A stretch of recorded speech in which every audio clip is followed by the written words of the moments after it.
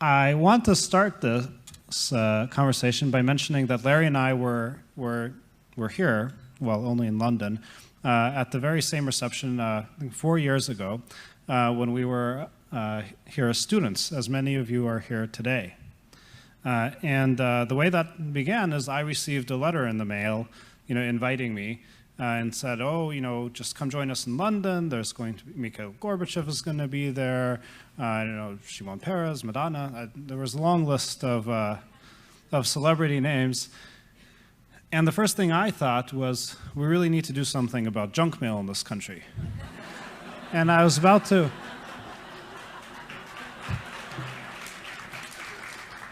And I was about to start a new line of products coming out of Google to deal with that issue. But somebody kindly decided to actually check this out before I disposed of it so quickly. And in fact, it turned out to be real. And we came to London and had a great time, met many people, many of whom are back here today and for this weekend, and I'm having a great time seeing again. It was very inspiring. There were many people there who had accomplished an incredible amount in their lifetime, and it was hard to imagine how we could contribute in the same way. But we've tried to do our best. Most importantly, though, I was impressed by the plates. Because when you were honored by the Academy, you receive a really nice plate, and I thought those would go really well in my dining room with the primary colors. And so we spent the past 4 years trying to build something successful enough that we could earn these plates too. And now that I think we've done it, we haven't gotten them in hand yet, but I think we're more or less done. So I'm planning to go back and finish my degree now. My PhD, I was on leave of absence, and as my mother keeps reminding me.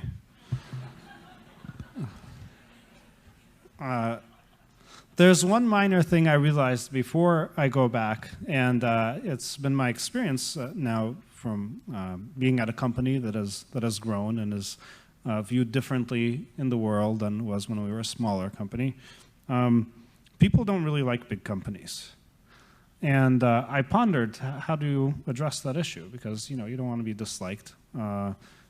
And I think the real issue is not, is it unfair that people kind of expect so much out of big companies and watch them so closely and so forth. The question is, what is the company really doing with all of its vast resources to make the world better, to actually do positive things in the world? And I think then people won't be focused on digging deep into a particular, well, what are the results for this particular query? In our case, for example, people say, oh, this search result, we don't like result number 3 in this search, and that can get a lot of attention. I think that a company like Google with okay resources financially, not that big compared to many other companies, but nice technical resources, a lot of distribution, a lot of users, things like that. I think we have the potential to make very big differences, very big positive differences in the world. And I think we also have an obligation as a consequence of that. One thing we started last summer, about a year ago, was the Google Grants program, which gives advertising credit on our network to nonprofits. And that's now grown close to 300 charities that we're supporting. And it does a lot of good things. I get notes the other day. We learned that there was a new school for young schoolgirls that was being built in Indonesia for underprivileged girls. And that was as a consequence of a nice man in Singapore who had seen an advertisement based on a Google search he had done, and now he was sponsoring this school. We also apply to issues of world poverty, health, and inclusiveness in politics, all kinds of a very broad range of charities that are currently covered by Google grants. We've decided to take this to the next level, and that's going to be the Google Foundation, which we're in the process of forming. And there we're going to be able to put resources beyond just advertising credit into it, and actual financial resources, and also the skill and the technology that we have in our company. It has also been received very warmly by our employees because they feel like they can be a part of something that's bigger, that's not just designed to help Google, but really is designed to help the whole world. So that's been a great experience for me. And now I'll give you Larry's take on it.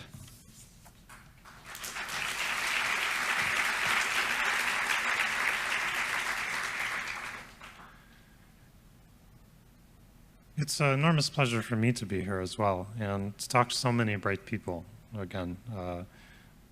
I still prefer actually to hang out with the students, though. When Sergey and I met at Stanford, we both thought we were quite obnoxious, and maybe that's still true, but we don't notice as much anymore. But I just wanted to hopefully inspire a bunch of the students. I know I talked to a lot of you last night, and just to, I'm thinking about your research. And Google really is interesting because it's an example of pure research. When we started Google, we had no idea what we were, when we started working at Stanford in late 1995, on the web, I wanted to download the links on the web, and Sergey was interested in data mining. And we had sort of no idea really what we were doing. We just thought, the web was interesting and was a good computer science topic, and we could probably get our dissertations to do something that might be practical and might be significant. We tried all sorts of things, most of which failed. And we came up with a better way of doing ranking, which we didn't think would apply to search at all, and then eventually we realized was really useful for search. And I think the takeaway for me in this is that, you should pick areas you think are interesting, that could be valuable, where there's a lot of activity. I was interested in links because I knew no one else was really looking at the links on the web. And I figured, you could probably do something with them. And I think that's true of many of these areas where people do interesting things. I also think it's really important for us when we were working on this. We had many people, Sergey and I and a couple of other people, who worked tremendously hard. And I think that was an important part of making all this work. I had a conversation last night with someone who will remain nameless, but they said, I'm thinking about doing this research in an area, and the work is kind of incremental and the papers are kind of boring, but I'm told that I should publish a lot of papers, and then that way, I'll get my degree and I'll graduate. And so I'm thinking maybe I should do this. But there's this other thing I really want to do that no one's working on that I think is much more important. And my advice would be, pick the thing that's important. Maybe it doesn't work out because it's more risky. But you can, your PhD might take a few years, and you can try a number of different of those things. And maybe one of them will work and be a really big deal. So there's so much potential in all of you in the room. My advice would be to work really hard on the things that you think will really matter in the world, and don't be afraid to fail. Thank you.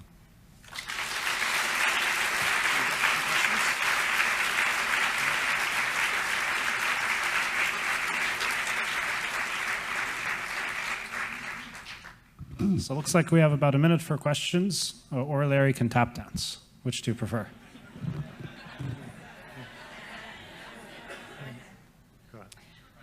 I'm just kind of curious. You guys aren't especially far in your life. You've made ginormous amounts of money. What do you guys plan on doing the rest of your life? You've achieved so much already.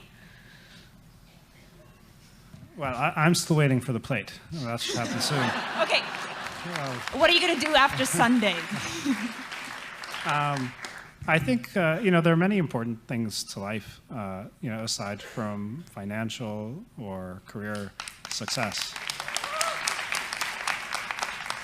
And in fact, it's not necessarily the ultimate success that motivates you. It's the process of getting there, and the technologies or products that you build, or in whatever realms you may be in. So I'm not too concerned about finding something to do. Though I do think it'll be based on doing things that I really enjoy and not have some end goal in mind. Just curious. My name is Alejandra Casillas. I'm from Harvard Medical School. I just was wondering, how did you come up with the name Google? So the name Google is a large number.